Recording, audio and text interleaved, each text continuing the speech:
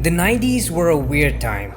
I mean, technically each decade has had their fair share of eccentricities, but the one I'm most familiar with would be the 90s. I may not have been there to personally witness all the changes it brought, having been born the year before the turn of the millennium. I was there to see the after effects and bask in the nostalgia of things I hadn't even been there for.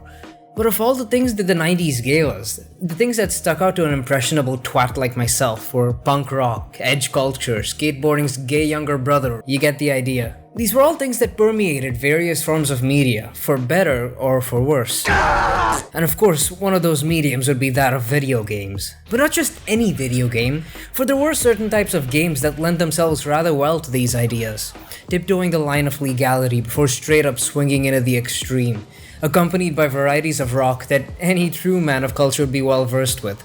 These traits, initially popularized via titles like Tony Hawk's Pro Skater and Need for Speed, would eventually find their coziest home in the racing genre, and would gradually come to evolve to adjust with the times. Street racing, tuner culture, and the "oh wow, it's so underground and rad" aspects were what kickstarted it all. But it was further changed by the 7th generation of consoles, which brought with their increased fidelity the concept of mainstream cinematic action games, and the infamous brown color palette to accompany them. It was in this period of Burnouts and Gears of Wars that a single game inspired by all these things would come into existence. Developed by Climax Racing, now under the moniker BlackRock Studios, and published by Disney Interactive Studios of all things, SplitSecond hit the market on the 18th of May 2010 to a rather warm critical reception. But what should have been a title set to breathe new life into the racing genre would end up moving a mere 86,000 copies within the first 12 days of its launch across all platforms combined. Red Dead Redemption, which released the very same day, sold a collective 1.5 million copies in the same period. Overshadowed by the competition, and not just from the aforementioned example, sales quickly dwindled and they only continued to go down from there. Suffice it to say, it pulled a Titanfall 2. However, within circles that knew of this game's existence, these numbers meant very little. For if you asked any of them what they thought of it, you'd likely hear glowing praise for its unique presentation and flair. Everybody knows about Need for Speed. Everybody remembers Burnout. But how many people, even among racing game enthusiasts, know about SplitSecond? Its highs and lows, the oil in its engine, the intricacies of the systems it contains within. Not many, which is why I want to yank open its hood and tell you about the racing game that time forgot. This is SplitSecond. If you like insanely fast cars and explosive action, you've come to the right place.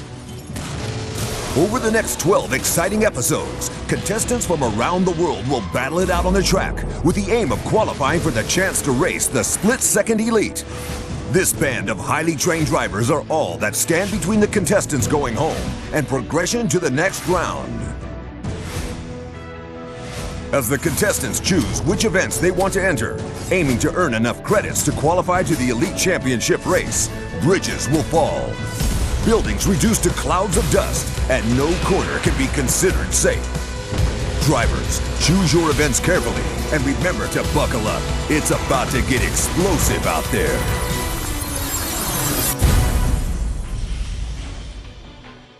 Marketing itself as an arcade racer, SplitSecond's plot, for lack of a better word, revolves around a fictional game show of the same name, where contestants race around sets constructed with a myriad of hazards. A bar at the bottom fills up as you pull off the usual shenanigans, drifting, drafting, close calls. Yeah, I said close calls, because the bars are used to toggle the aforementioned hazards to wreck your opponents, an action cheekily called a power play. Depending on the number of bars expended, different types and grades of hazards can be utilized, ranging from sweeping a wrecking ball across the road to collapsing a bridge on someone in pole position. And it's no understatement saying that knowing their ins and outs is by and far the most crucial element to winning a race. It's the kind of thing that comes with repetition and experience, and while I usually detest repetition, the game's episodic structure and track layouts mean that it's the kind of game that's best appreciated in small portions, rather than one-eyed binge play. A power play won't necessarily take out its target, since depending on the vehicle's durability class, it's possible for them to recover from the shockwaves, making a direct hit the only guaranteed method of taking them out. And so, the skill required in using power plays comes in several layers. knowing the timing and after effects of each power play so you don't miss opponents and avoid offing yourself in the process, knowing their areas of effect so you can anticipate being hit by them in advance, knowing the likelihood of a takedown at various corners and waiting for the best time to strike. And all of this is compounded by multi-stage power plays. Some of them are a one and done deal, like blowing cars at the curb onto the center of a highway. Others are repeatable, like bombing the competition via choppers. Still others come in phases where each activation of the power play sets a new one up in its place, like collapsing some scaffolding primes a tank to be rolled down into the storm drain from the next lap. Some of these power plays can trigger shortcuts as well. Naturally, this has its own fair bit of strategy. They only stay open for a limited amount of time, so if you're in first place and the guy behind you is about 4 seconds behind, trigger it ASAP so it closes off by the time he shows up. Or if someone's right behind you, hold off activating it until the last second. He's likely to activate it himself, saving you the trouble. Knowledge of these power plays, their locations, activation times, safe spots, the current phase they're in gradually goes from optional to outright essential as you progress through the season. Studio director Nick Baines stated in an interview that they derived inspiration from decades of action movies, incorporating an amalgam of references when designing the game and its power plays. Of course, there's the other half of the game, the driving. I remember my first couple hours with this game, I'd assumed that I could just take corners doing the shabbiest drifts while wall riding. I wasn't proud, but hey, it worked. But while that'll carry you a bit in the first few episodes, it's not enough to keep you ahead of the competition as the season continues. The handling model is naturally very arcadey, but feels far less predictable than any of its contemporaries. I struggled to make any sense of it. Any corners I took well felt more like luck rather than something I got intentionally. And the handling was by and far the hardest nut to crack. But the puzzle has been solved, so if you happen to have struggled with it or felt it was inconsistent, pay attention. Now, most vehicles here have a very high tendency to lose traction as you turn, no matter your speed. And as the tires slip, you tend to have understeer beyond the sensible limit. And I mean you could lose traction at 20 miles an hour, accelerate perpendicular to the direction you're sliding in, and still struggle to regain control of the car. It's fucking ridiculous. You need to countersteer to break out of the understeer, which is about as bass-backwards as it gets. Physics is just a suggestion in SplitSecond, not the law. Every time the load screen told me throttle control was the key, I just felt like yelling back, "Yeah, normally," and I was fucking right. It's not throttle control that helps your tires retain grip, it's braking. You laugh, but this was stupidly counterintuitive to me. Every arcade racer I've played that promoted power sliding or drifting seldom required proper braking. Yet here's an arcade racer where drifting is the only reliable way to build up your meter, while simultaneously being the most hideously inefficient way of taking a corner. Game, do you want me to drift or not? However, once you've figured it out, taking corners goes from rolling a die to a series of calculated actions. One of the stats the cars have here is creatively titled drifting, which is ridiculously misleading because it doesn't paint the full picture in the slightest. See, a higher drift value implies two things. 1. You're less likely to lose grip as you turn, and 2. It's easier to start, stop, and control your drifts. Driving vehicles with a low drift value late into the game is nothing short of a gamble, because as you take corners at higher and higher speeds, continuously being thrown off by an ever-increasing number of shockwaves from hostile power plays, traveling in a straight line starts to become more and more of a pipe dream with them. And even then, don't take the numbers at face value. The drift value alone is meaningless. What's far more important is the ratio between the drift and acceleration values. The higher it is, the less likely you are to start slipping while turning. You can group cars into different classes based solely on this ratio, and is a better deciding factor when picking a car than any other. Choose well, polish your technique, and handling will become a secondary key to a podium finish. Obviously, these mechanics need to be put to use somewhere. And while yes, races are a thing, they're hardly the main attractions here. SplitSecond features a number of legitimately creative game modes. Aside from ye old races and eliminations, you have 4 more. Survival sees you overtaking trucks to score points and rack up combos by avoiding death by explosive barrels. Blue ones do gradual damage you can recover from if you don't get hit. You can die as many times as you want before the timer runs out, but once it does, it's instant death. Airstrike involves dodging missiles fired your way to, yet again, score points and rack up combos, this time with just 3 lives on the line. Air Revenge is airstrike, the difference being you can build up your meter and turn the missiles back at the chopper to wreck it, that being the main objective. A regular power play just takes its health down a single bar, but a maxed meter can take it down 4, effectively making the regular ones pointless. Finally, Detonator is a 1-lap time trial in a car you'll usually unlock much later in the game. The twist being, every major power play on the set is active. Depending on your position in each event, you accumulate points, which upon reaching various milestones, unlocks new episodes and vehicles. Every episode is capped off with a race against SplitSecond's elite, and you'll be pleased to note that you do get to unlock all their vehicles as you progress.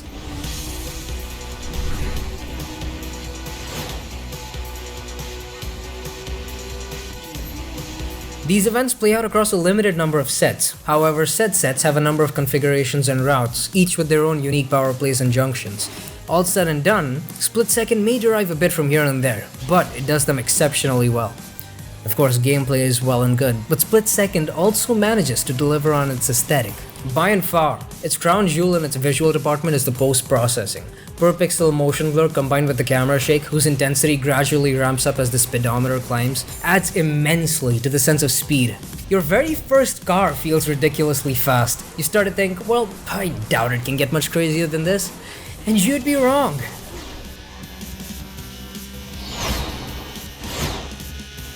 But my personal favorite would be the color grading. As far as I understand it, they've created a number of color lookup tables, or LUTs, to adjust the colors and create different moods. In simple terms, an LUT is just a file that says, replace color A with color B. You can easily make one yourself in GIMP or Photoshop and use it on any of your PC games via reshade, like what I did with Assassin's Creed Unity. The artists at BlackRock Studios used this to add a bit of character and set the stage for different tracks and times of day. This, combined with the number of variations and set layouts for each track, make the repetition far less noticeable. The HUD is fairly minimalist too, displaying no more than the bare essentials close to the car's rear bumper. The distinct lack of a speedometer is worrying. I'll attempt to answer this in a bit. As in right now. With how I've been gushing about this game so far, it doesn't really seem like that hard of a sell, does it? Gameplay, graphics, sound, all done well. Right? I wish.